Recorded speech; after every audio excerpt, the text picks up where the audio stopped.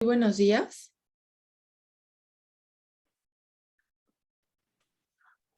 Hola, buenos días.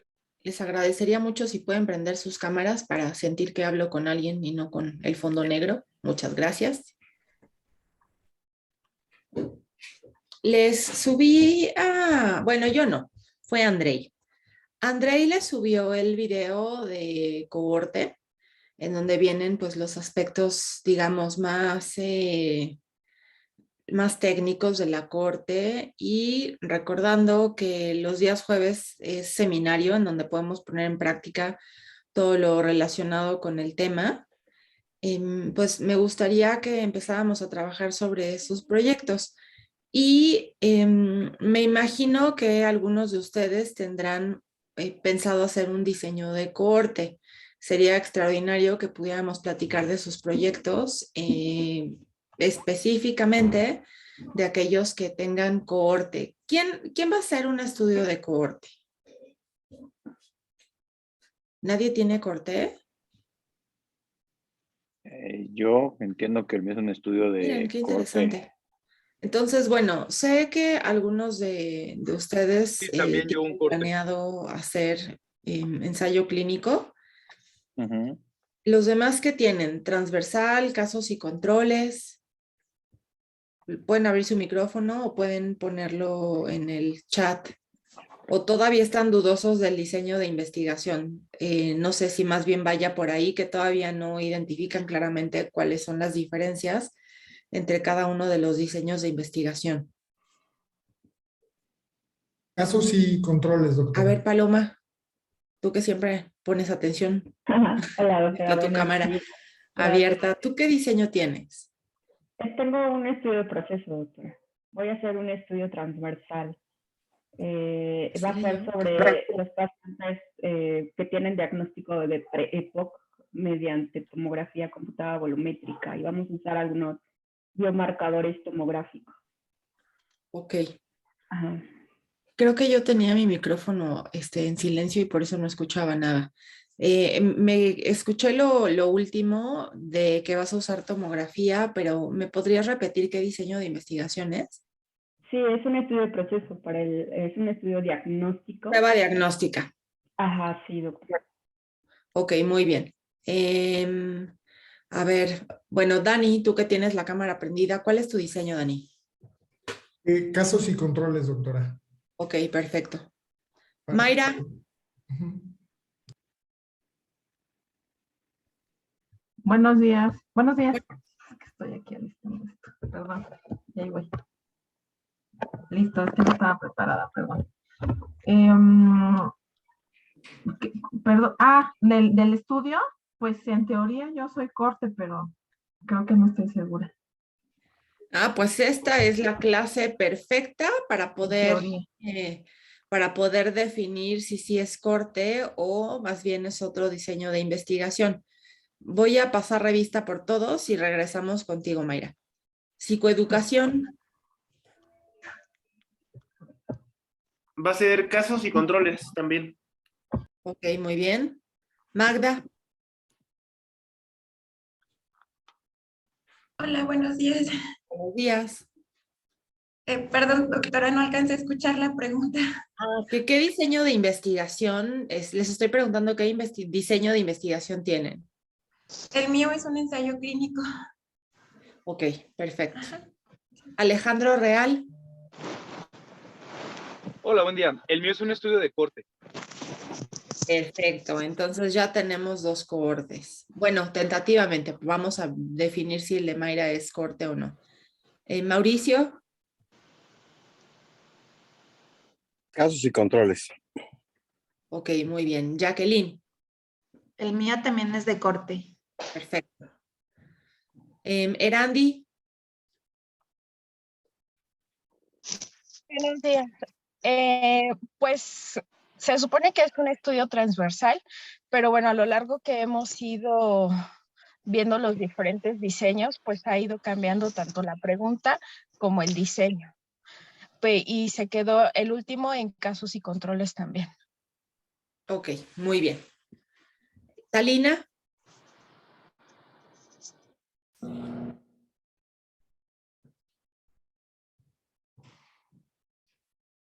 Talina, ¿nos escuchas? Bueno, continuamos con Mónica. Mónica López. Hola, buenos días. Buenos días. En teoría yo pienso que es un estudio de cohorte. Sí tengo algunas dudas, pero sí, hoy se las expreso para definirlo.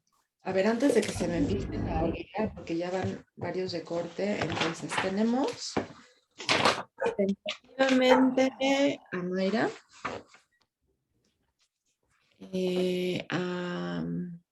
Alejandro. Alejandro. Sí.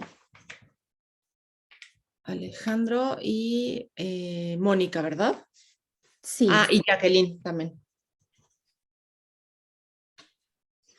Muy bien. Gracias, Mónica. Gerardo. ¿Qué tal? Muy buenos días. Buenos días. Es estudio clínico. Y bueno, pues a través del chat he hecho algunas preguntas porque de acuerdo a las tareas he hecho nuevos proyectos con cada una de las tareas, o sea, para casos y controles, para cohorte, diferentes al proyecto original de investigación. El original es un ensayo clínico. Ok. Muy bien.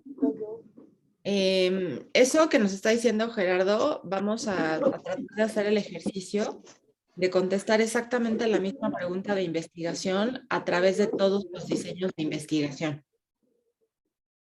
Ay, se me mueven. Sergio. Hola, buenos días. Es diagnóstico. Ok. Alger. Buenos días. Sería un ensayo clínico. Muy bien. Néstor.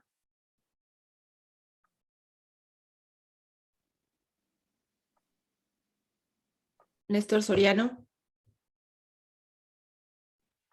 Ok. María Fernanda Pérez Ramírez. Ay, buenos días, doctora. Buenos El mío es un ensayo clínico. Ok, muy bien. Buenos días, doctora. Gracias. Perdón, es que como vengo manejando no me permite hablar, pero es casos y controles. Néstor, hola, buenos días. Casos y controles, muy bien. Julio. Buen día, Marcelo. Estudio clínico. Citlali. Buenos días, casos y controles. Muy bien. A ver si como se me van moviendo, díganme si alguien no mencionó al final, ¿eh? Ángel Ballesteros. Ah, no, son diferentes. Ángel Betanzo y doctor Ballesteros son distintos. Buenos días, doctora. Casos y controles. Muy bien. Ahora, doctor Ballesteros. Corte. Muy bien. Linda Esther.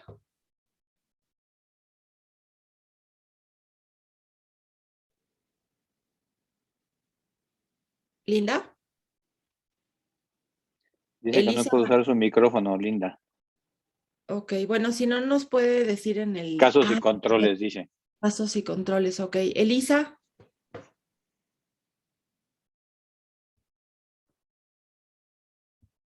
No estaba viendo el chat, qué bueno que ya nos dijiste, Julio. Diego.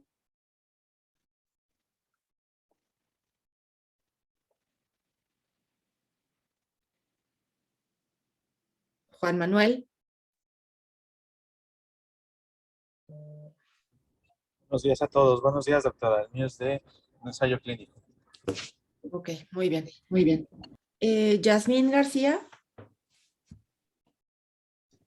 Hola, buenos días. El mío es de estudio clínico. Ok.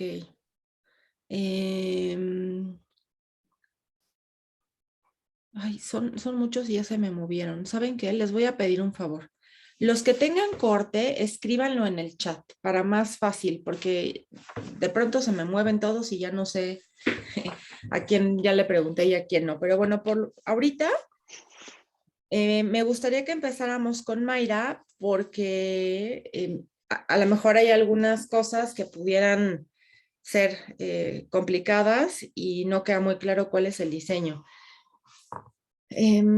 Cabe también la posibilidad de que algunos de los que tengan casos y controles, en realidad tengan corte y crean que tienen casos y controles. Ahorita a ver si van saliendo esas dudas. Pero bueno, Mayra, ¿nos podrías platicar un poquito de tu proyecto? Si quieres, te dejo Sí, claro. ¿Comparto? Sí, pues si te es de ayuda, sí. Bueno, es básicamente es ver la eficacia de el uso combinado de antiespasmódicos con probióticos contra antiespasmódicos solo y en mejoría del control del dolor en síndrome de intestino irritable, subtipo estreñimiento. Inicialmente había pensado en un ensayo clínico, pero obviamente por la cuestión de costos, pues lo replanteé a una corte. Puede ser retrospectiva en base a expedientes, pero me gustaría hacerlo prospectivo. Con un seguimiento corto en realidad,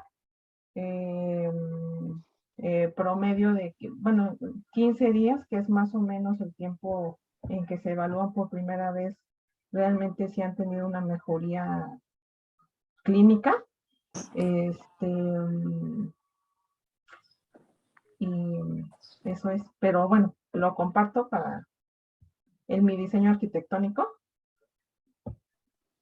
Creo que no sé si se ve. Sí, sí se ve. ¿Sí se ve? Entonces, bueno, ese es el título de mi proyecto.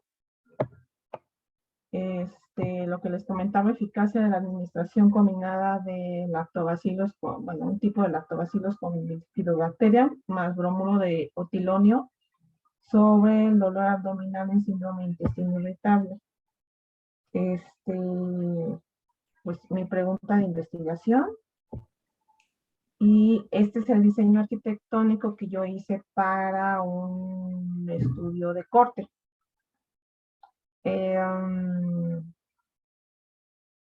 Y bueno, la demarcación diagnóstica, que serían pacientes con síndrome de intestino irritable, variedad de estreñimiento, mayores de edad, con menos de 6 meses de diagnóstico y sin uso de probióticos en los últimos 3 meses, que fueran pacientes sin datos de alarma para, pues, sangrado autodigestivo, pérdida de peso, anemia, ¿no? Y bueno, mis principales complicaciones sería el control de las maniobras periféricas, que sería lo que haría muchísimo ruido, el tipo de dieta, la ingesta de agua, la actividad física, ¿no? A ver, ahí Mayra utilizaste una palabra que quisiera saber si lo mencionas, que quieres controlar, ¿cierto? Exactamente. Sí, creo que no. ¿O cuál fue la palabra que usaste? Sí, ¿no? ¿Controlar? Sí. O sea, que realmente no, creo que no se podría controlar, ¿no? Como en un ensayo. Ajá, o sea, es como que, bueno, pues ya la dieta, esa era mi duda, porque según yo, podría como, pues establecer algún tipo, una orientación dietética, la ingesta de agua, bla, bla, bla, pero creo que no, ¿no? En el momento en el que el investigador hace cualquier intervención, entonces ya no es un estudio meramente observacional. No tendrías... Aunque sea, no sea terapéutico. O sea, la intervención no es terapéutica. Bueno, son modificaciones en el estilo de vida, ¿no? La dietoterapia es una terapia. Entonces, sí es una intervención. Cualquier intervención, ya sea educativa, psicológica, nutricia, cualquiera es considerada una maniobra. Para hacer una corte tendrías solamente que observar, ¿no? Más bien como que tendrías que encontrar a participantes, pacientes que tengan, que hayan elegido o que les hayan prescrito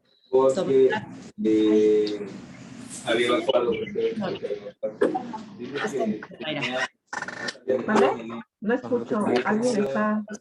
Ah, ya, era Jesús Alejandro, ya lo sigo. En una corte, el investigador tiene un rol meramente pasivo. Se dedica solamente a observar lo que ya está sucediendo. Puede ser que los participantes que estén incluidos en el estudio ya estén recibiendo una, digamos, orientación alimentaria, ¿no? Sí. Pero eso no podría hacerlo o sea, eso no podría hacerlo el investigador principal. Esa tendría que ser una de las características que ya tengan los participantes del ensayo clínico. Ahora, ese uso de la palabra que utilizaste no es del todo incorrecto.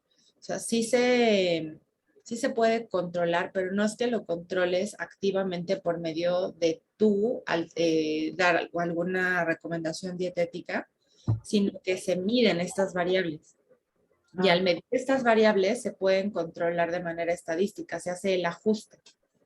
Entonces, para eso, en los estudios observacionales queremos identificar tanto las comaniobras como todas las variables de la estratificación pronóstica para, en el momento en el que vamos a hacer el análisis estadístico, poder ajustar o controlar por esas variables y decir, ok, bueno, independientemente de la dieta, independientemente de la cantidad de agua que consumen y de la actividad física que realizan, el grupo que tuvo la combinación de los probióticos con el bromuro de otilonio tuvo una respuesta mejor que la del grupo que solamente tenía el bromuro de otilonio.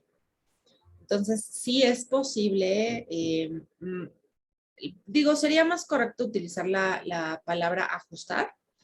El análisis lo tendríamos ajustado, pero no es incorrecto tampoco decir controlar. No, más bien la observación sería en cuanto a que no vaya a haber algún malentendido en que la gente al escuchar decir, ¿no? Vamos a controlar por esto, pareciera que estás haciendo alguna manipulación de las variables, ¿no? Aunque sí, estadísticamente sí podrías controlarlo, es más bien un ajuste estadístico por estas variables que son modificadoras del efecto. Jacqueline tiene algo que aportar. Adelante, Jackie. Es que me quedó la duda de, por ejemplo, cuando estas maniobras pues no son dadas por el observador, o sea, no son recomendadas por nosotros, en esto de que si era observacional porque son las cosas que el paciente puede hacer, ¿no? Mi duda es, por esa razón yo también pienso que puede ser de corte, porque finalmente el investigador está observando estas maniobras, pero no las está sugiriendo o induciendo, solamente está preguntando si alrededor hubieron otras cosas. Bueno, eso es lo que pensaba, porque más o menos también mi estudio considera maniobras periféricas. Sí, de acuerdísimo, es correcto. El investigador solamente, cuando estamos hablando de un estudio de corte, el investigador únicamente se dedica a recolectar la información de lo que ya está sucediendo. No hace ninguna manipulación de una variable porque en el momento en el que ya se hace una manipulación ya se convierte en un estudio experimental, porque ya estamos haciendo una intervención activa. Entonces, yo tampoco podría, pues, entonces tendría yo muchos sesgos de ejecución, ¿verdad? O sea, porque tampoco podría estar checando el apego a tratamiento, ¿no? No, claro que podrías, claro. O sea... Sí se puede. Lo único que no puedes es tú manipular, o sea, dar ninguna indicación. Pero por supuesto que puedes estarles dando seguimiento con una regularidad lo suficientemente cercana entre una y otra cita para estarles preguntando con qué frecuencia, o sea, qué tan bueno o qué tanto es el apego al tratamiento que están llevando. Claro que lo puedes preguntar. Pero ahí no intervendría yo interactuar con el paciente, o sea, porque no son mis pacientes, ¿no? No, o sea, bueno, O sea, son ya, creo pacientes que de... Ajá. sí, mira, siempre el hecho de que haya un contacto del investigador con un participante de investigación va a hacer que potencialmente los pacientes vayan a mejorar su conducta. No es igual un paciente que nadie le pregunta cómo va y que también se está tomando su tratamiento a un paciente que cierta regularidad lo están monitoreando, aunque no le den ninguna recomendación, ¿no? Eso es no sé si pudieron ver el video que les subí, pero eso es justamente el efecto Hawthorne, que se refiere a que cuando te están observando, tú modificas tu comportamiento. Como los niños, ¿no? Sí. Pero sí está permitido que yo interaccione, o sea, Sí. que le pregunte, porque digo, Por bueno, también a lo supuesto. mejor esas podría ser considerada una interacción, no sé si eso sea considerado una Es intervención. posible que sí modifique la conducta, pero tú no estás sugiriendo ninguna modificación en la conducta. Lo único que no puede hacer el individuo, el investigador, es sugerir o solicitar alguna intervención, pero sí puede preguntar. Porque, O sea, por ejemplo, si no se lo está tomando bien, no decirle, oiga, pues sabe que se lo tiene que tomar bien, ¿no? sí es una obligación del investigador decirlo. Fíjate. ¿Sí? Okay. Es una obligación ética cuando obviamente, bueno, ya llegamos a ese punto de la vida en donde entra en conflicto la parte ética con la parte científica, ¿no? En donde si queremos un estudio limpio, querríamos dejarlos que hagan y deshagan lo que quieran y ver cómo les va. No obstante, el médico siempre tiene el deber moral de ver primero por el paciente y queda en segundo término la parte de la validez científica del estudio. Si ustedes están viendo que un paciente está haciendo algo mal, no pueden simplemente hacerse de la vista gorda y voltear para otro lado y dejar que continúe haciendo las cosas mal. Ustedes no hicieron, no sugirieron la intervención, no son el médico tratante que está indicando el tratamiento, pero no puedes ignorar algo. Éticamente es muy cuestionable cuando alguien observa que un paciente no está haciendo las cosas bien y no hace nada al respecto. Okay. Entonces, pues sí, se sería tu deber moral decirle, paciente, está usted haciendo las cosas vale. así, no está bien y listo. Ok. Entonces, eso sí se puede hacer. Sí, sí se puede. Y el tiempo, bueno, porque bueno, viéndolo bien, pues sí, 15 días es poco. Lo ideal serían 3 meses, pero la cuestión por los costos de medicamentos, generalmente muchos pacientes no llegan a, o sea, 15 días es un tiempo en el que generalmente sí lo toman, pues, como bien y todo. Pero idealmente serían 3 meses. El tiempo que tiene que durar el seguimiento de un participante de investigación depende de cuánto tiempo sea necesario para ver el desenlace. Si digamos que se le puede llamar que una persona ya logró control del síndrome de intestino irritable en 15 días, se me hace muy poco tiempo, no sé, ¿no? Esa es área del gastro. Es poco, lo ideal es 3 meses. Ok, ese sería el tiempo que se tiene que seguir. ¿Cuánto tiempo vamos a tardar? Dándole respuesta también a la pregunta de Palome, que es la pregunta de todo el mundo. ¿Cuánto tiempo tenemos que seguirlo? El tiempo que sea necesario para poder ver el desenlace. Por ejemplo, si yo quiero ver cambios no sé, pensando en el estudio de Julio, ¿no? Si fuera una cohorte. Y eso también aplica para el ensayo clínico. ¿cuánto tiempo tendría que darle seguimiento a las personas para ver que lograron su meta de pérdida de peso? Bueno, difícilmente lo van a lograr en 15 días, ¿no? Tendría que darme un tiempo, por lo menos, no sé, de 3 meses, 4 meses, 6 meses. Ok. Entonces, ¿este sí podría tratarse de una corte o...? Sí, totalmente. Es una corte. Es una corte. Porque tú estarías invitando a pacientes a los cuales les indicaron una u otra opción de tratamiento.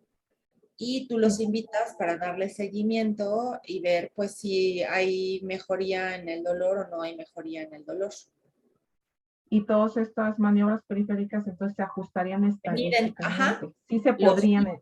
Claro. Porque ahí yo tendría muchísimo de dónde cortar para, pues, para modificar mi resultado, ¿no? Todo un estilo de vida.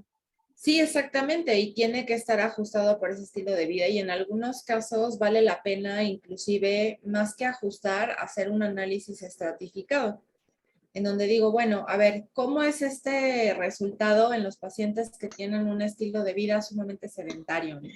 A lo mejor no les va a ir igual a los que están todo el día sentados en la computadora y no mueven más que los dedos para teclear, a diferencia de a lo mejor alguna otra persona que está de arriba para abajo, ¿no? Piensen en las personas que tienen un trabajo muy activo, que son responsables tal vez de alguna tienda de autoservicio, no sé, lo que ustedes quieran, que están caminando, subiendo, bajando, moviéndose.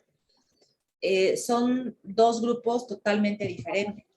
No vamos no esperaríamos que funcionara igual ese tratamiento en ambos grupos.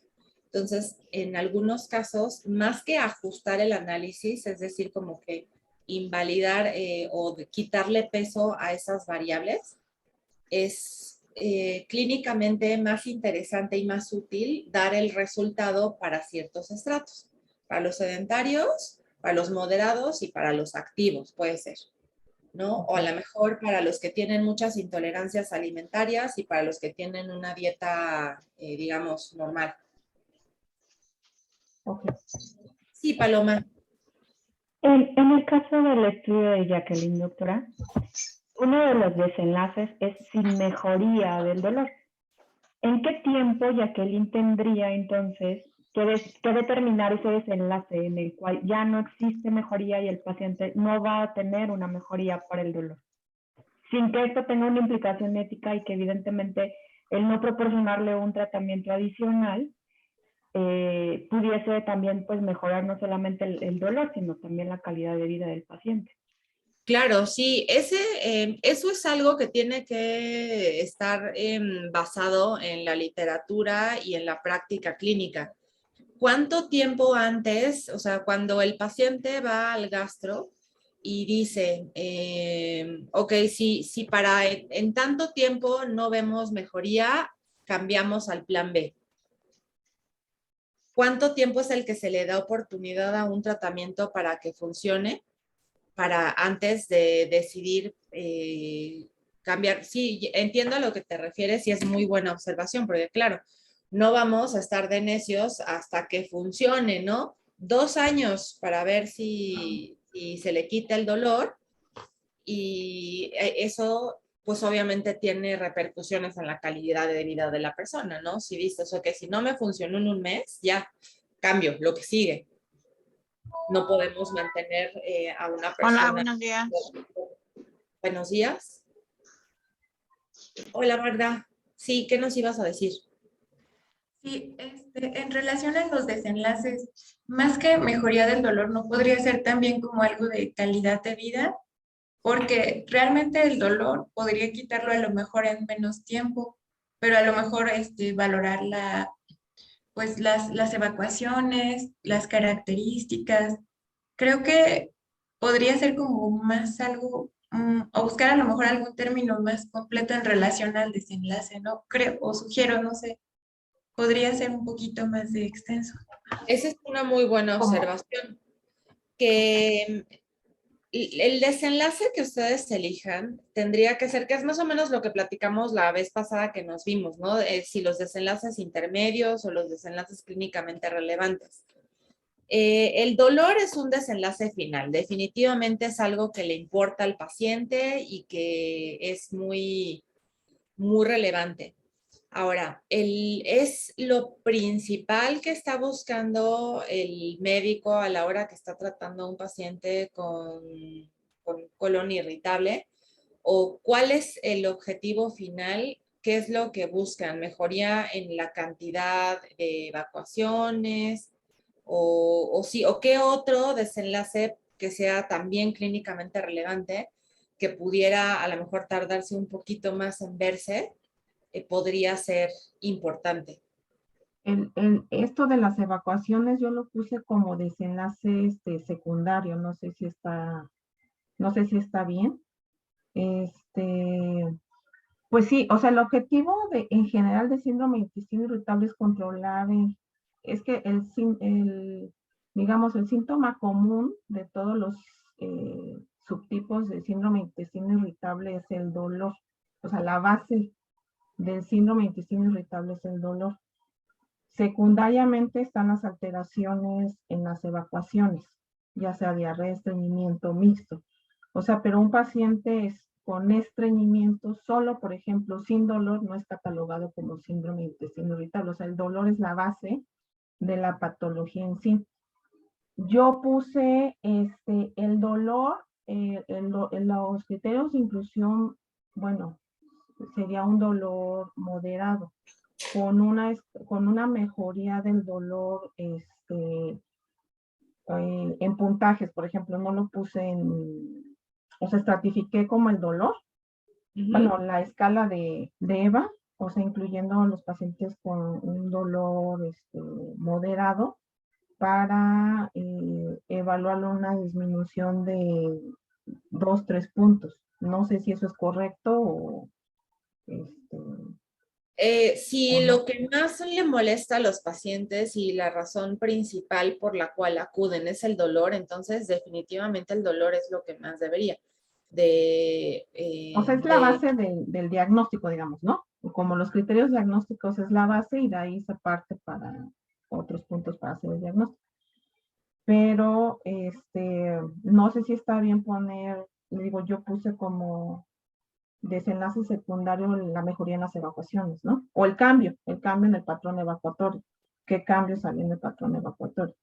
¿Y hay alguna variable que sea, digamos, como un constructo, ¿no? Que tome, así como la que nos sugería Magda, sí, Magda, por ejemplo, calidad de vida, que es un constructo que a lo mejor toma en consideración múltiples variables, ¿no? Como pudiera ser dolor, no sé, distensión, algunas otras cosas que te evalúe de manera global o que tome en consideración más de una variable que pudiera ser de importancia para las personas. Eso es muy relevante también. ¿Qué está bien y qué está mal? O sea, miren, todo lo que estamos haciendo, no existe como lo que está bien y lo que está mal. Todos son propuestas y todas las propuestas son valiosas. Siempre tratemos de hacer que nuestro estudio ayude a la mayor, o sea, ayude lo más posible, ¿no? Citlali propone los criterios de Roma, que esos tienen que ver como con las evacuaciones, ¿no? No, los criterios de Roma son para el diagnóstico. Estos están incluidos en mi estratificación, o sea, en la demarcación diagnóstica. No pueden entrar pacientes que no tengan criterios de Roma. Oye, ¿Qué es cómo se hace el diagnóstico? Una duda, a lo mejor esto me llama la atención de lo de los criterios de Roma. ¿Se puede curar una persona que tiene síndrome de intestino irritable o toda la vida va a tener? No, no se puede curar. No se puede curar. O sea, puede controlarse un periodo de tiempo importante, pero en la medida que se alteren algunas otras situaciones en su entorno, ¿no? En sus hábitos, en lo que sea, puede recaer. O sea, lo que se busca con el tratamiento es un control pues control, o sea, sí se logra un control por un largo tiempo, ¿eh? Pero no Ok, a ver, puede tener acabas de recaídas. mencionar algo muy interesante. ¿Cómo miden ustedes control? La mejoría de sus síntomas. A veces, y bueno, la tolerancia a la suspensión paulatina de los medicamentos. Porque muchas veces se quedan ya sin medicamentos un largo periodo de tiempo, están muy bien, pero pues pueden volver a Cuando recaer. los deja de tomar, vuelve. No, o sea, pueden pasar meses, un año, o sea, mucho tiempo dependiendo cómo sea su pues estilo de todo, vida. ¿no? Su entorno y todo, que pueden estar sin medicamento mucho tiempo, pero sí se espera una recaída. O sea, no es Entonces, como algo anormal que recaigan, ¿no? Claro, pues mientras no tengan datos de alarma, por supuesto. ahí ya tienes múltiples opciones de desenlace, ¿no? Por ejemplo, ¿existe alguna medida que esté validada para decir control? Así como hay, por ejemplo, los criterios de Roma 4 para No. decir, este es el diagnóstico. ¿Hay algunos criterios que digan, esto es bien controlado, parcialmente controlado, mal controlado o no? No, eso es como muy, pues de cada Lo ve el uno. médico de manera individual, ¿no? Sí, es como, no sé, por un ejemplo, una persona que bajó una vez a la semana. Alguien lo comentaba en algún seminario, bueno, en algún congreso. Bueno, ahí hay que establecer los objetivos. El objetivo, a lo mejor la meta no va a ser que evacúe diario, ¿no? O sea, a lo mejor va a ser que evacúe 3 veces a la semana. Y eso va a estar muy bien para ese paciente, ¿no? Ajá. Por ejemplo, ¿no?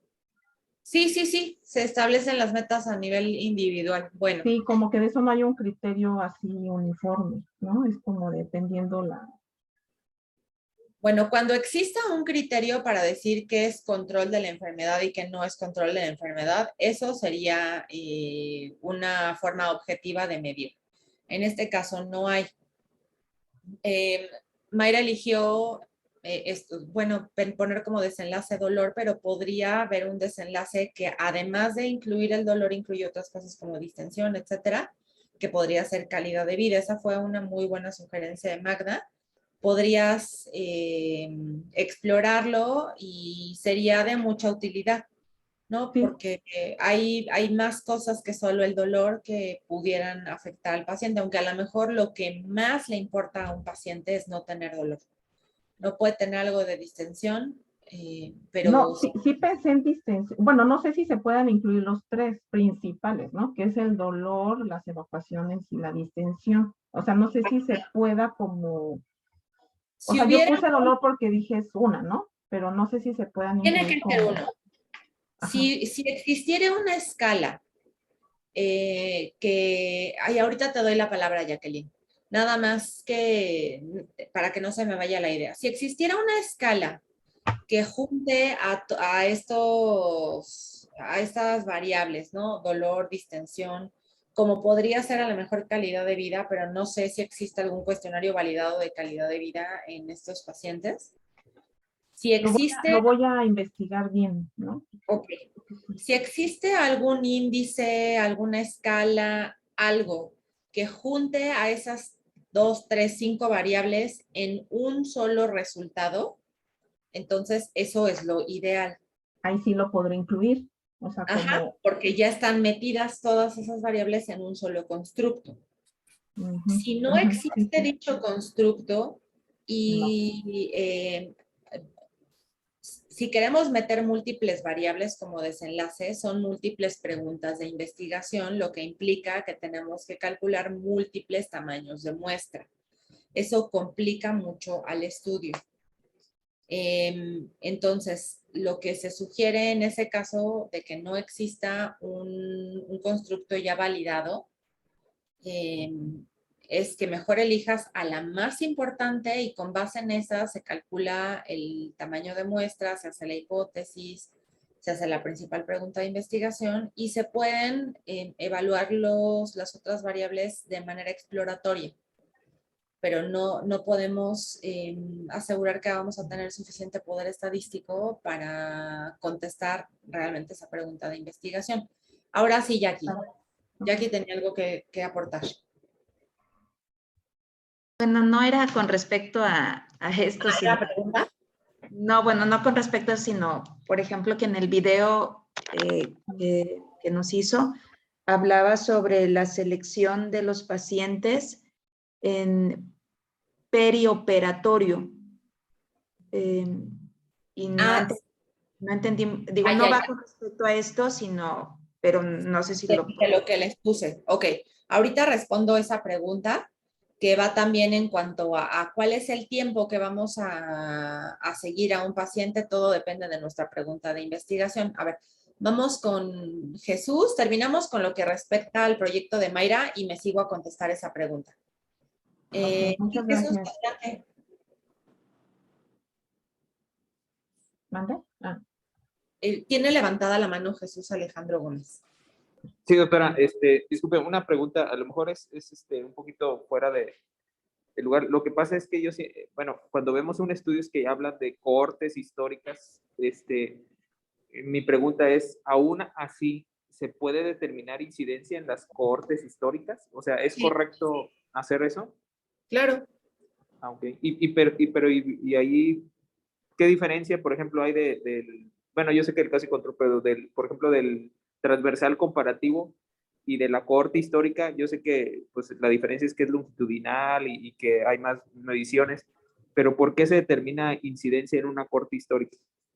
Ahorita también me sigo con esa pregunta. Vamos ya las estoy apuntando y vamos a cerrar el caso de Mayra para continuar, ¿sale? Que no nos quedemos a medias.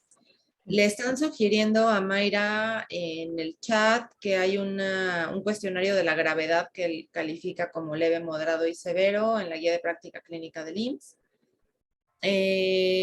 Alger dice que el McGill Pain Questionnaire es una escala más integral. El número de días libre de síntoma puede servir como desenlace, Andrei. También esa es otra. Pero bueno, eso es algo que realmente los especialistas que están en contacto con los pacientes saben qué es lo que más les importa a los pacientes, lo que más les afecta. Muy bien, bueno, ahora vamos a continuar con las dudas que hay con respecto al video. Y lo primero es con respecto a lo que dije, ¿no? Por ejemplo, si vamos a hacer una corte que siga a las personas en el periodo perioperatorio. Quiere decir que yo estoy, bueno, obviamente ese periodo perioperatorio va a ser diferente dependiendo de la cirugía. Pero supongamos que yo estoy pensando en una cesárea, en donde está programada y estoy viendo el tiempo previo a la cesárea, durante la cesárea y posterior a la cesárea, hasta que la paciente se va de alta a su casa, no sé, 48 horas después. Entonces, mi seguimiento sería durante este periodo, ¿no? Yo las empezaría a seguir cuando llegan al hospital y las sigo durante todos estos, no sé, 3 días que van a estar en el hospital en este periodo pre-cesárea, durante la cesárea y post-cesárea. Ahora, a eso es a lo que me refería. Ahora específicamente, ¿cuál es la pregunta, Jacqueline? Es que, por ejemplo, en mi estudio, que es incidencia y factores asociados a la lactancia materna y los factores asociados al destete temprano, yo había entendido que perioperatorio se refería más que a cirugías. Por ejemplo, que mi recolección de mis pacientes o la inclusión de mis pacientes, pues las tengo que hacer en las mujeres que den a luz, ¿no? Entonces, mi periodo de estudio es a 6 meses, porque va a ser los primeros 6 meses de lactancia materna.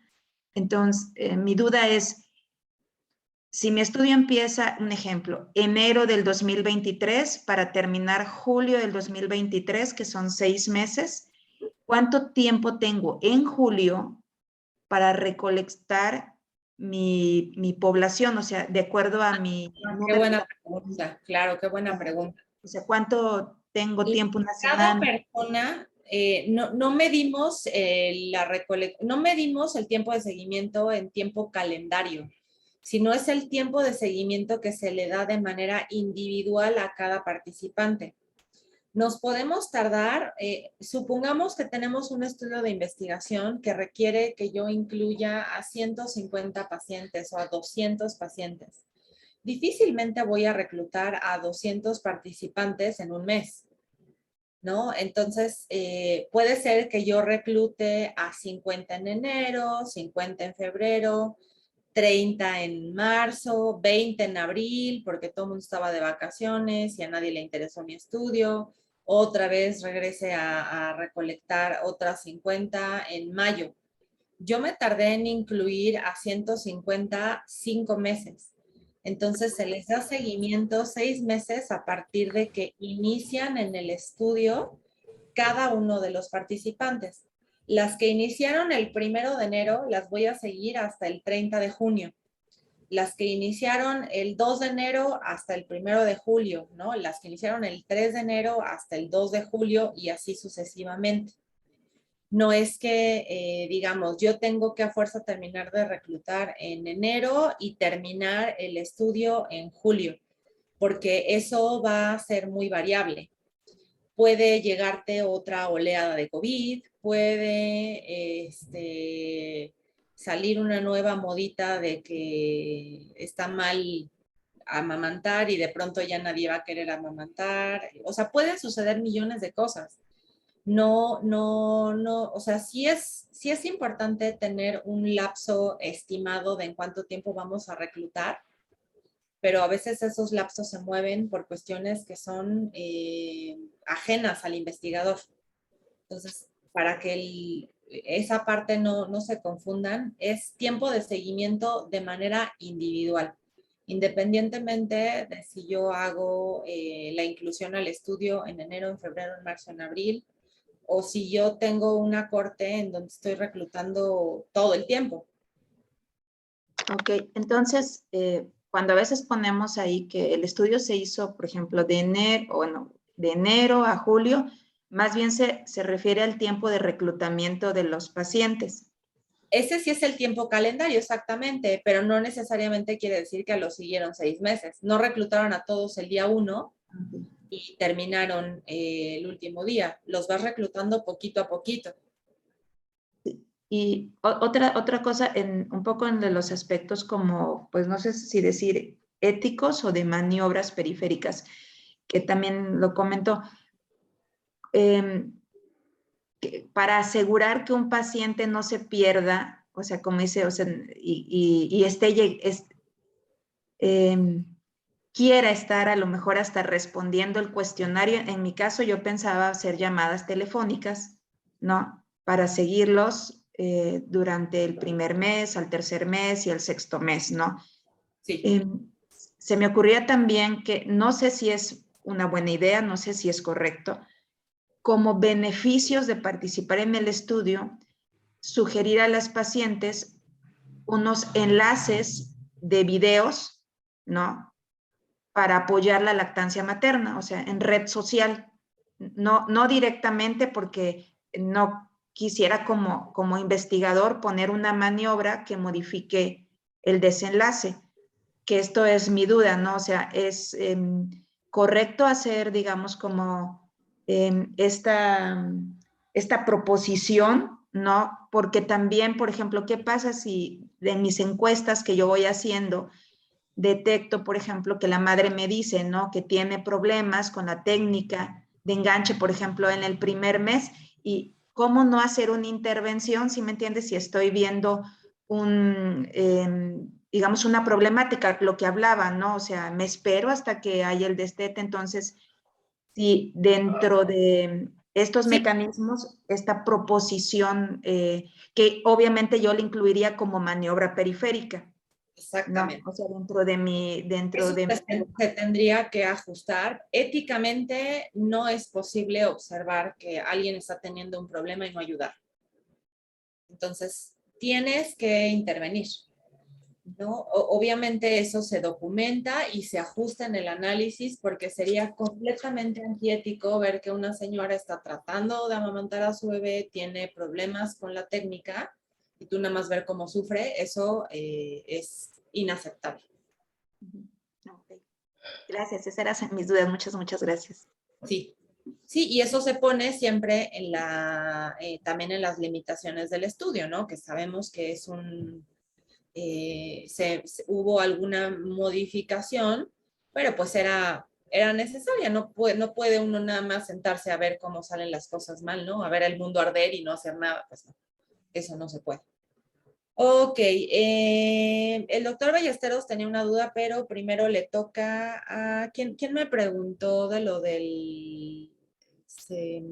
Jesús, de lo de la corte histórica y la diferencia entre un estudio transversal, etcétera, etcétera?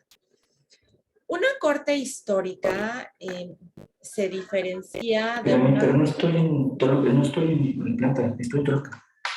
Sí. Ya, listo. Perdónenme, me distraigo bien fácil. ¿Cuál es la diferencia entre una corte histórica y una corte prospectiva?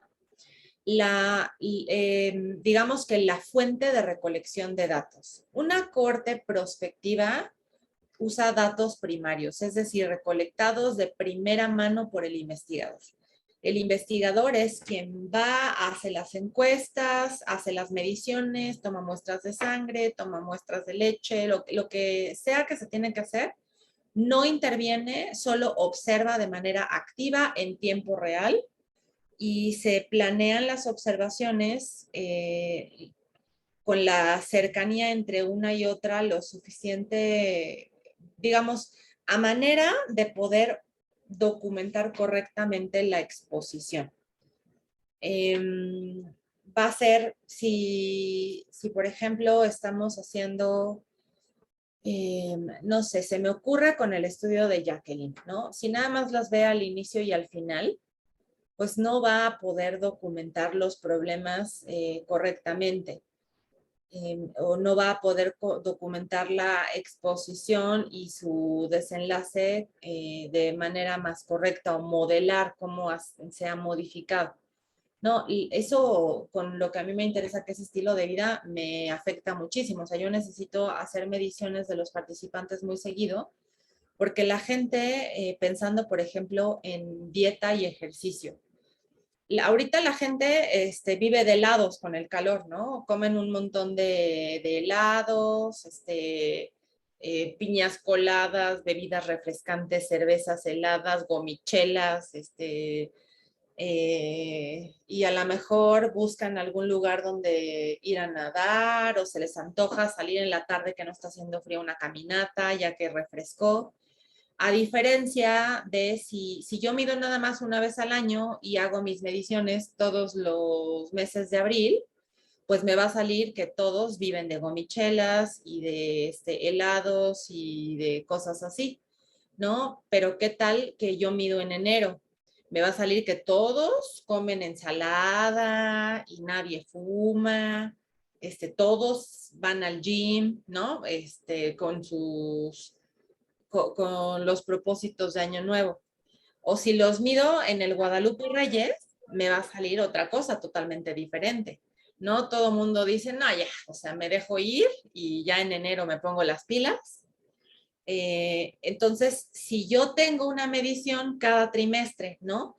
Tengo la medición de los buenos propósitos, enero y febrero, cuando todavía la gente usa el gym que pagó, ¿no? Ya en abril, mayo, siguen pagando, pero ya no van, porque pagaron la anualidad.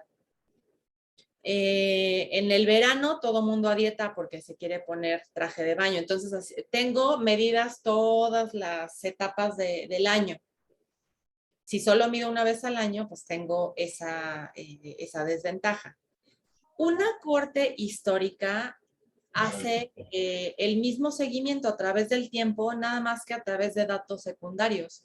Depende de lo que ya registraron otras personas, depende básicamente del expediente clínico, ¿no? Si digamos que yo quiero hacer un seguimiento de 5 años para ver qué efecto tiene eso en el desarrollo de gota, ¿no? Yo quiero ver el estilo de vida durante 5 años, que si eso va a desencadenar en que los pacientes tengan gota. Entonces, incluyo en pacientes que no tengan, obviamente, gota al inicio del estudio, digamos que empiezo el día de hoy y los recolecto, digamos, sanos, ¿no? No deben de tener diabetes, no deben de tener hipertensión, por supuesto que no deben de tener gota, ni siquiera hiperuricemia, y ya. Entonces yo los sigo durante 5 años, empezamos ahorita en 2022, los mido cada 3 o cada 4 meses y los sigo durante 5 años. En 5 años veo cuántos desarrollaron gota. Bueno, cada cierto tiempo tengo que estar haciendo pruebas porque hay algunos que van a desarrollar gota a los 12 meses, a los 24, a los 36 y así. Y lo estoy haciendo en tiempo real. Voy a ver la incidencia de gota en mi población de estudio. Una corte histórica lo que haría es, si yo quiero hacer un seguimiento de 5 años, me iría a los expedientes de los pacientes que llegaron al IMSS o al hospital donde ustedes hayan llegado, y que vayan a hacerse a lo mejor check-ups periódicos. Y busco los datos de los que llegaron en el año 2017 y recolecto los datos de 2017 y con la regularidad con la que hayan ido a hacerse sus estudios. No piensan a lo mejor en los directivos de empresas que los mandan de sus empresas a hacerse check-ups cada año. Entonces voy y busco esa población que tienen su check-up cada año. Los busco, los invito a mi proyecto de investigación y ahorita el 5º año a todos los invito y les mido les hago un estudio para ver si tienen gota, les mido ácido úrico, hago la historia clínica, etcétera, etcétera.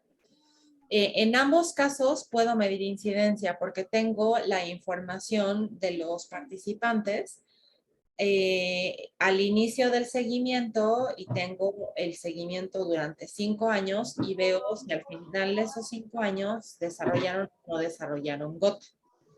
Es exactamente el mismo seguimiento, nada más que las mediciones de una corte histórica pues son, nos tenemos que adaptar a lo que hay, ¿no? Si los midieron una vez al año o los midieron una vez cada 2 años y no hicieron un estudio amplio de su actividad física, actividad recreativa, de su alimentación, pues como nada más lo que tengo. Pero en ambos es posible medir la incidencia.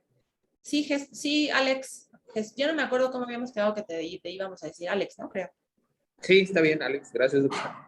Doctora, y por ejemplo ahí, en ese caso, bueno, yo he leído algunos artículos en inglés donde mencionan ahí en la metodología que dicen de una corte se utilizó que no sé qué. ¿Qué próximo lunes van?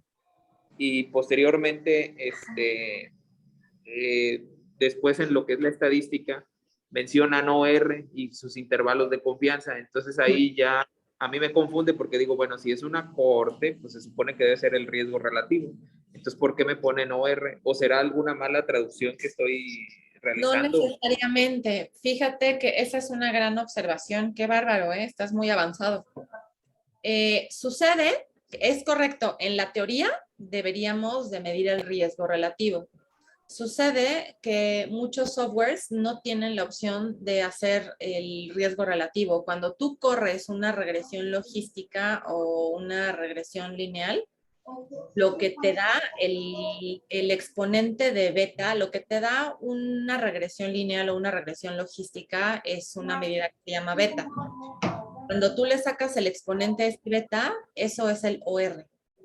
Es una cuestión a veces de que el software no tiene la opción de correr el riesgo relativo, entonces por eso das el OR.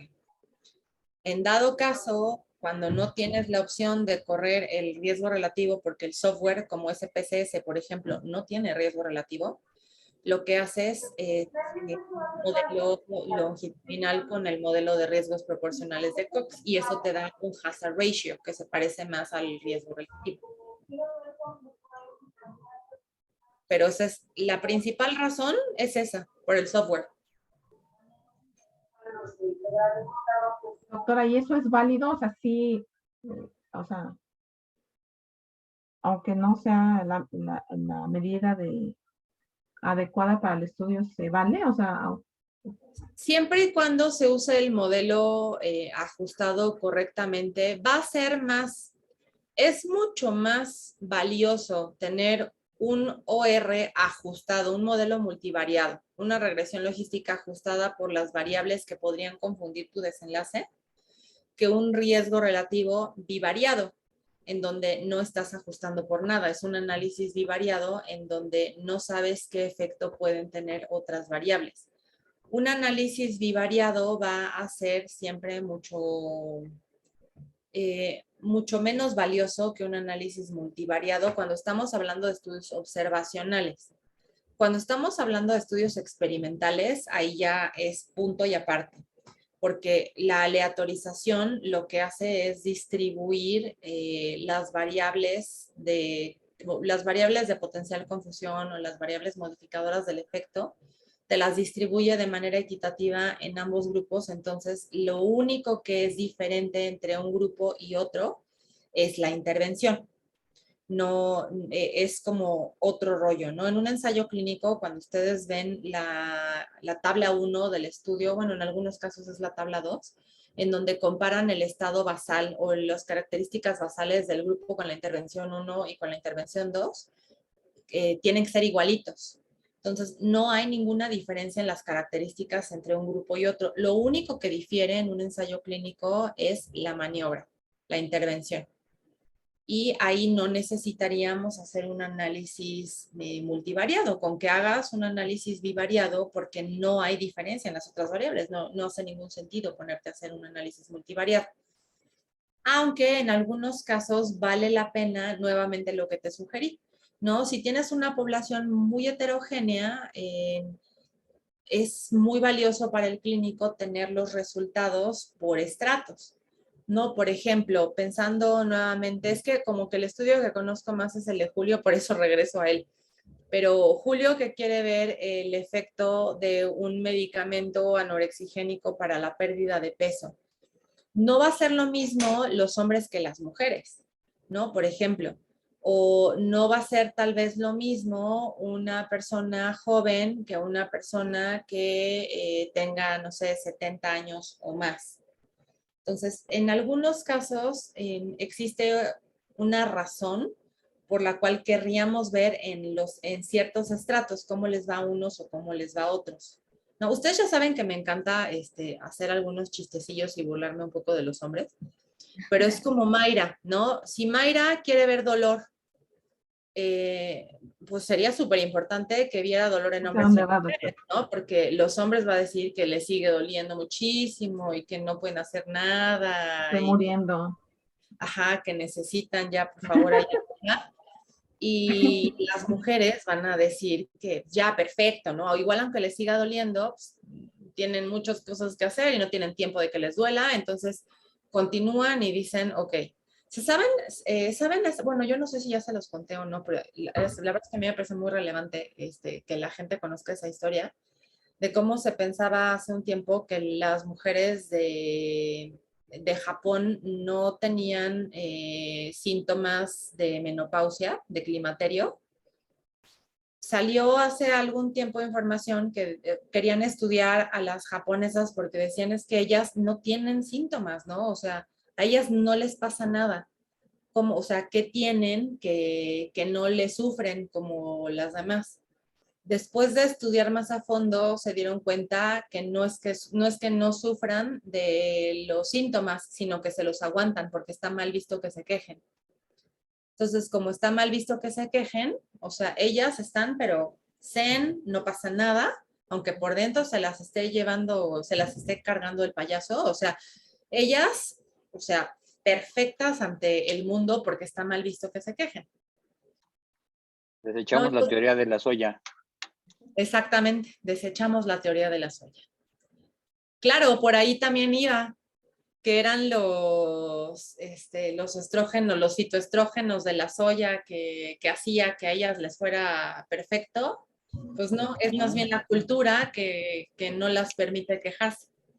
Entonces, hay algunos casos en los que pues, es importante hacer estratos porque pues, ya sabemos que no se va a comportar igual alguna variable en un grupo que en otro. ¿Va? ¿Se quedó tu mano arriba, Jackie, o tienes otra pregunta? Ah, se quedó arriba, perdón, ahorita la bajo. Y ya no, Alex, algo habías mencionado algo de lo de los transversales, pero entonces ya no lo apunté completo. ¿Qué era? Era de que se había, bueno, la diferencia entre la corte histórica y el transversal comparativo, pero ya la resolvió. El transversal es una foto, no hay seguimiento, ¿no? En la corte histórica, si bien vamos a sacar todo del expediente, sí vamos a revisar el expediente, cómo le fue en 2017 y vamos a recrear toda la historia hasta el día de hoy. Y vamos a hacer la medición del desenlace en el momento actual. A veces se cree que lo podemos sacar absolutamente todo del expediente, pero eso sí es incorrecto. Sí o sea, podemos sacar toda la exposición del expediente, sí, pero la medición del desenlace se tiene que hacer en tiempo real porque no podríamos saber si una persona no tiene el desenlace o simplemente no la midieron. O sea, el que su expediente no diga que tiene hiperuricemia o no diga que tenga gota, no es prueba segura de que no tiene. Es que a lo mejor no le hicieron ningún estudio en los últimos 2 meses y yo tengo que asegurarme de que ese paciente en este momento que acaban los 5 años de seguimiento de forma retrospectiva, en efecto no tiene o sí tiene. Y el transversal no tiene seguimiento, es una fotografía de en este momento cómo están. Citlali, te toca.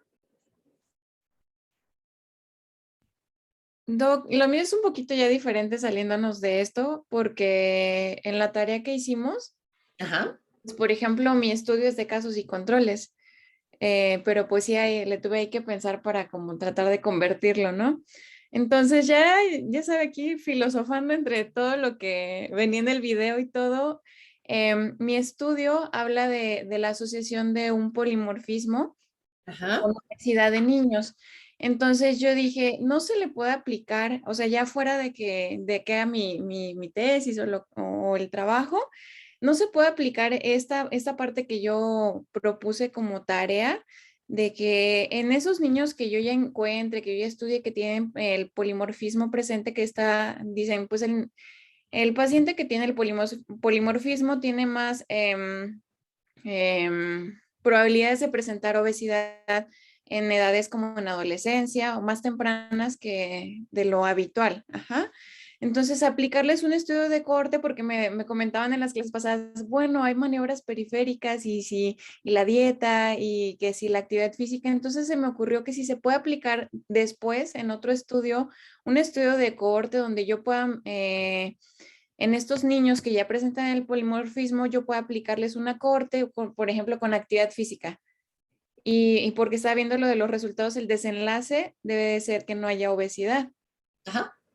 Entonces, se puede aplicar eso con cada una de las maniobras que me comentaron en el chat la vez pasada. O sea, ya que tenga yo la medición que voy a hacer ahorita, aplicarles un corte con actividad física o con dieta saludable o Tal vez por los términos no estoy entendiendo del todo, pero con aplicar una corte te refieres a incluirlos en una corte y darles seguimiento. Ajá, en otro estudio. Sí es posible. A ver, miren, este es un ejemplo perfecto de cómo a veces, ¿se acuerdan que les dije al inicio del estudio que algunos que creen que tienen casos y controles en realidad tienen corte y viceversa? Porque, no sé por qué, yo siempre le digo a Rodolfo, si me dieran un peso cada vez que escucho que alguien confunde un casos y controles de una corte, ya tendría yo aquí afuera un Maserati, ¿no? Es súper común, inclusive, yo no sé de dónde salió eso, pero bueno, un estudio de cohorte inicia de sujetos que no tienen el desenlace y los clasifica dependiendo de su exposición. En este caso, serían niños que no tienen obesidad, tendrían que empezar libres del desenlace y los clasificaríamos en los que tienen el polimorfismo y los que no tienen el polimorfismo, ¿no? Estos serían mis dos grupos. Y yo los sigo en el tiempo. Obviamente tengo que medir las otras variables, ¿no? Porque todos sabemos que los polimorfismos por sí solos pues no van a causar una enfermedad. Tiene que ser una interacción, la famosa epigenética, tiene que haber una interacción con el ambiente para que se presente o no se presente el desenlace. Entonces, un estudio de cohorte sería continuar siguiendo a estos niños, a unos que tienen, otros que no tienen el polimorfismo, además medir su estilo de vida, hacerles cuestionarios de dieta, hacerles cuestionarios de actividad física, porque al final del día estos estudios de polimorfismo se tienen que analizar por medio de interacciones. Y seguirlos durante un tiempo, no sé, 5 años para ver cuántos ya rebasaron cierto percentil del peso o si ya son, no sé, más grandes y ya se pueden analizar con índice de masa corporal. Por el contrario, cuando es un estudio de casos y controles, el nombre se los dice todo, acuérdense. ¿Quiénes serían mis casos? Los niños obesos.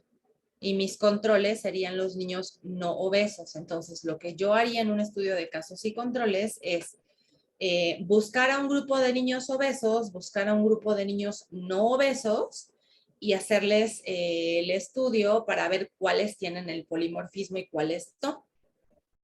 Y de esa manera, bueno, y también preguntarles, ¿no? Oye, ¿cómo ha sido tu dieta en los últimos 5 años? ¿Cómo ha sido tu actividad física en los últimos 5 años?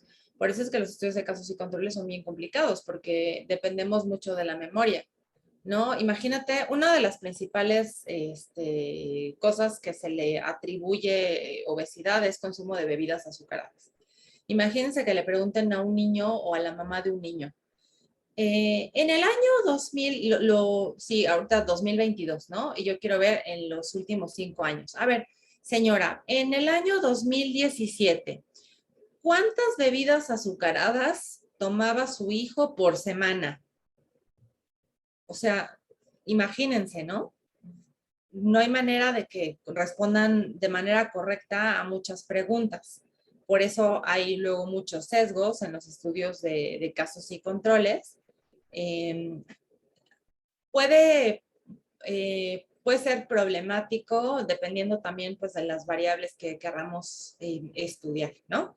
Entonces, esa sería la principal diferencia, pero por supuesto que puedes hacer las dos, puedes hacer tanto corte como casos y controles. Ahora que ya platicamos un poquito, en realidad, ¿qué es lo que vas a hacer? ¿Casos y controles? Sí, inicialmente vamos a hacer casos y controles en niños que ya tienen obesidad y en niños sin obesidad, pero sí me gustaría mucho esa parte leí un estudio que se llama SAC-B y me gustó mucho esa parte de la medición pues ya de una maniobra como tal en niños que no tienen el desenlace, porque dices, bueno, ahorita no tienen obesidad, dice que este polimorfismo está asociado con mayor índice de obesidad, pues hay que seguirlos entonces, porque no es medirlos ahorita, sino más bien en el tiempo. Ajá, sí, podrías quedarte con los niños ahorita con tus controles, que ninguno de los dos tienen, o sea, vas a tener controles que sí tengan y que no tengan el polimorfismo, ¿no? Eso es lo que se espera. No esperarías que tuvieras 100% de controles sin polimorfismo, ¿no? Porque la obesidad no se debe solamente, o la falta de obesidad no se debe solamente al polimorfismo, ¿no? Sino es la interacción de muchas cosas. Esos niños que tú ya identificaste ahorita que son tus controles, ellos podrían ser tu población de cohorte. Los que ya son gorditos, pues ya tienen el desenlace, ya no es población libre de la enfermedad. Pero los que ahorita no tienen obesidad son sujetos susceptibles de entrar a un estudio de cohorte y a ellos los puedes seguir en el tiempo de manera prospectiva, hacer una cohorte prospectiva en donde en tiempo real les estés haciendo cuestionarios de actividad física, puedes conseguir dinero y comprar acelerómetros y ponérselos. puedes hacer lo que quieras. Pues eso se me ocurrió con esta tarea. La cuestión es, ay, perdón, que Sí, pero la Magda, cuestión es, por ejemplo, si ella les diera, por ejemplo, alguna plática o ya hiciera alguna intervención, entonces ya sería un ensayo clínico, ¿no? Sí, lo único que va a hacer ella es, Observar. entiendo, nada más seguirlos. Ajá. Sí. Obviamente todo tiene un límite. Si tiene pacientes que llegan los niños y ¿qué desayunaste? Ah, desayuné Pop-Tarts y un licuado de 1 litro. ¿Y qué comiste en el lunch? Ah, me llevé un paquete de 6 roles de canela y, o sea, si ve que realmente hay o sea, están los niños realmente en peligro porque están comiendo muy mal, volvemos a lo mismo, ¿no? La misma situación que con Jackie. No puede simplemente decir, ah, sí, síguete matando lentamente. O sea, tiene que planear tal vez una plática general para todos, para que todos estén en las mismas condiciones y todos reciban por lo menos alguna orientación alimentaria. Obviamente, una buena cantidad de ellos no va a apelar, porque además en algunos casos ni siquiera depende de ellos su alimentación, sino de los papás, ¿no? Pero si no puedes, en ningún caso, aunque sea un estudio observacional, siempre podemos entrar en conflicto entre la parte bioética y la parte científica. El paraguas que siempre va a cobijar a todo es la bioética. ¿Qué importa más? ¿No arruinar tu estudio perfectamente observacional y no meter mano o dejar que los niños destruyan su vida? Pues no, por supuesto que, o sea, si estamos en el área de la salud es porque nos interesa y no podemos simplemente observar y dejar que choquen. Tenemos que hacer algo, ¿no? O sea, no estoy diciendo que les ponga una dieta, pero por lo menos sí tiene que alzar la voz y decir, esto no está bien. Luego había levantado la mano Mayra y después Arandi. Sí, doctora, es que me quedó la duda de lo que preguntaba Alejandro. Entonces, ¿qué es lo que se puede hacer con un estudio transversal entonces? O sea, ¿qué se puede hacer determinar? Bueno, un estudio transversal no me mide incidencia, me mide nada más prevalencia. ¿No? Sabemos en este momento cuántas personas tienen tanto el desenlace y también podemos medir prevalencia de los factores de riesgo. También podemos correr un análisis de regresión. Lo único es que tenemos que tener en mente la limitación que es el que no tengo un seguimiento. O sea, yo me puedo equivocar y no necesariamente voy a saber qué fue primero, si el huevo o la gallina. No, ahorita que estamos en el tema de los polimorfismos y los gorditos y la dieta y el ejercicio. No, les cuento un poco la experiencia de lo que a mí me pasó con mi estudio del doctorado. Yo quería ver exactamente actividad física, una medición muy, muy fina de actividad física, de los periodos de segundos o minutos que hacían y su asociación con obesidad infantil. Y me salió que en efecto había una asociación muy importante en cuanto a los niños que hacían periodos, bouts de 10 o más minutos, ¿no? Y ya estaba yo muy feliz diciendo, no, pues sí, los bouts, el hacer 10 o más minutos va a proteger de que desarrollen obesidad los niños a partir de un estudio transversal. El mío, no se fue de la maestría, sí. Ese era estudio transversal. Y cuando estaba yo escribiendo mi tesis, sale una corte. Cuando inicié mi tesis, no había ninguna corte. Y sale una corte publicada en donde siguieron a niños que todos estaban con peso normal al inicio, les hicieron mediciones de actividad física durante 4 años y resultó ser, parecería lógico, ¿no? Que la falta de actividad física sea la que cause obesidad. Y en esa corte se vio lo contrario, que los niños primero engordaban y por haber engordado dejaban de hacer actividad física. Entonces ahí me di cuenta de mi limitación.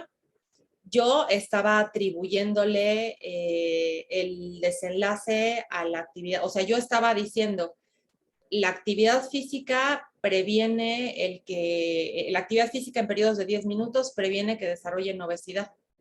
Y esa corte decía lo contrario, ¿no? Si no eres flaco, no puedes hacer actividad de más de 10 minutos. Entonces, siempre estamos sujetos a esa limitación en los estudios transversales. No puedes estar seguro de que tu causa no es el efecto. Puede ser que tú creas que una es tu causa y la otra es el efecto, y a lo mejor es al revés. No puedes estar seguro a partir de un estudio transversal. Esa es la principal limitación, pero sí podemos ver asociaciones, o sea, de que se asocia obesidad con actividad física, sí se asocia. ¿Qué causa qué? Eso no lo puedes ver a partir de un estudio transversal. Pero sabes eso no lo que puedes asegurar. Ajá, pero sabes que hay una relación entre esas dos variables. O sea, puedes establecer asociaciones más generales. Sí, pero no puedes decir esto es la causa de esto otro. Como más un estudio de corte, un ensayo, Ajá, un estudio en donde inicien los sujetos sin el desenlace y sepas qué fue primero, el huevo o la gallina. Cuando estás viendo todo al mismo tiempo, no puedes saber qué fue primero, si la X o la Y, porque estás viendo las dos al mismo tiempo. Ok. Gracias, doctor. Muy bien. ¿Y alguien más tenía levantada la mano y la bajó? Sí, yo, Erandi. Erandi, adelante. Eran, bueno, dos cuestiones. Una, por ejemplo, con el caso del estudio del polimorfismo. Si yo ya en un primer estudio determiné que efectivamente el que tengan ese polimorfismo los va a llevar a obesidad, sí sería válido hacer una corte para decir, bueno, en qué tiempo la van a desarrollar, o más bien no sería tan ético por el hecho de que yo ya sé que la van a desarrollar y tengo que empezar la intervención antes de que la desarrolle. Esa es una muy buena pregunta y no tengo una sola respuesta, porque como deben de saber, hay muchas respuestas. Esto es como en la filosofía, ¿no? Que tú tienes que tomar una postura y argumentar a favor y en contra, y te puedo argumentar hacia los dos lados, hacia el sí y hacia el no. Citlali, por favor, no me odies, no es nada personal, pero sabemos que en obesidad realmente lo que explican los polimorfismos de obesidad es cerca del 2% de la variabilidad de la obesidad, ¿no? Entonces, tú no puedes decir que ya es sentencia de muerte. No por tener el polimorfismo ya está todo perdido y tienes que hacer una intervención así dramática, porque tenemos que pensar o sea, ¿qué tanto es tantito? Sí se asocia, pero bueno, se asocia, digamos que en un modelo de regresión, en la R cuadrada, que explica la parte genética es del 2%. Entonces, no nos vamos a desgarrar las vestiduras por tener un polimorfismo. Todo mundo tendría que recibir orientación de estilo de vida. Todo mundo tendría que llevar un estilo de vida, tengas o no tengas el polimorfismo, ¿no? Porque mucha gente no tiene el polimorfismo, no le puede echar la culpa a la genética y de todos modos luego nos destrampamos e igual nos volvemos gordos. Entonces, pues, digamos que no es determinante. No es lo mismo que estuviéramos en un momento en donde ya sepas que, no sé, tiene las arterias tapadas y nada más tiene una luz del 5% y en cualquier momento esa persona sabe infartar, pues obviamente en esa persona tienes que hacer algo, no puedes simplemente observar. Ahora, hay otra cuestión. Yo les di la clase de causalidad, ¿verdad? Vimos un poco de Bradford Hill y Rodman y eso. ¿Se acuerdan cuando vimos el modelo de causalidad de Bradford Hill, en donde al inicio de los puntos que nos menciona Bradford Hill viene la consistencia de la asociación? Depende mucho de los maestros que hayamos tenido y de las experiencias que hayamos vivido en el pasado, pero ¿cuántos maestros no les han tocado? Sobre todo así, ya saben, en la clase de metodología de la investigación, que luego mucha gente, ¿no me visto esos memes de una hora en la clase de metodología de la investigación es como 7 años? ¿no? Hay muchos profesores que como que crecieron con la escuela de ya se hizo un estudio, ya está contestada la pregunta de investigación. Todos los estudios tienen que ser originales y nadie en el mundo mundial tiene que haber hecho algo parecido a ti, ¿no? Tienes que hacer algo ultra duper original. Eso tampoco es tan científico porque tenemos que estar seguros de que, por ejemplo, si la ciencia sea replicable. O sea, si nada más se hace un estudio de una cosa y nadie más lo vuelve a hacer, para poder realmente estar seguros de que X es la causa de Y o X se asocia con Y, tendríamos que ver si es replicable eso. ¿Qué tal que, no sé, Erandi hizo ese estudio con el mismo polimorfismo, no sé, hace 2 años y le salió que el polimorfismo sí se asocia? Y luego ya se da por sentado que ya esa es la verdad absoluta y alguien intenta replicar y no le sale, ¿no? Entonces dices, ¿qué onda? ¿Cuál de los 2 estudios no estuvo bien? O por qué en uno sí, por qué en otro no? Tenemos que estar tratando de replicar, o sea, ¿en qué momento ya no es buena idea seguir haciendo más estudios? Cuando realmente la pregunta sí ya está contestada. O sea, cualquiera que lea la literatura le queda claro que esa asociación todo mundo la encuentra. Hay 5 o 6 estudios, los 6 son contundentes en cuanto a que los resultados van en la misma línea. Pero no necesariamente es así, porque en virtud de que los polimorfismos, pues, no trabajan solitos, sino que trabajan junto con el ambiente, pues a lo mejor los resultados los vamos a ver diferentes en Holanda que en Japón, que en México, ¿no? Que nos encanta la garnacha, o ahora que está tan de moda con la película de Encanto, ¿cómo se llaman estas cositas que comen en Guatemala? ¿Arepas? Las arepas, ¿no? Ahora están súper de moda las arepas, entonces, o sea, va a ser diferente la respuesta a lo mejor en diferentes países. No porque haya un solo estudio que haya encontrado una asociación, ya paramos el mundo de los estudios y empezamos a intervenir. Tenemos que encontrar, esa es una pregunta súper interesante y súper difícil, Erandi, porque encontrar el término medio, o sea, hasta dónde estirar la cuerda de seguir estudiando y dónde ya intervenir. Les sugiero que lean nuevamente el artículo de Bradford Hill. Ahorita para no ya tardarme en buscarles el quote, pero les voy a decir más o menos lo que dice. Al final del artículo, Bradford Hill dice que toda evidencia científica es disputable, o sea, estamos siempre en constante cambio. Nunca vamos a tener toda la evidencia sobre la mesa. Lo que es importante es actuar cuando se tiene que actuar, ¿no? O sea, no quedarnos hasta no decir, hasta que no estén todos los estudios ya contundentes, vamos a hacer alguna intervención. Ese punto no existe. Nunca vamos a tener todos los estudios, pero a veces es muy aventurado lanzarse a intervenir o hacer algo cuando realmente no hay mucha información que sea muy contundente. Encontrar ese término medio dependerá de la gravedad de la situación en la que estemos pensando, de las consecuencias que pueda tener el no intervenir. No, a veces el mismo médico no tiene la respuesta de cómo intervenir. Bueno, piensen en la propia pandemia, ¿no? O sea, te llega la bronca y no sabes qué hacer, algo tienes que hacer. A lo mejor no es lo ideal, dependiendo del momento que se dé, es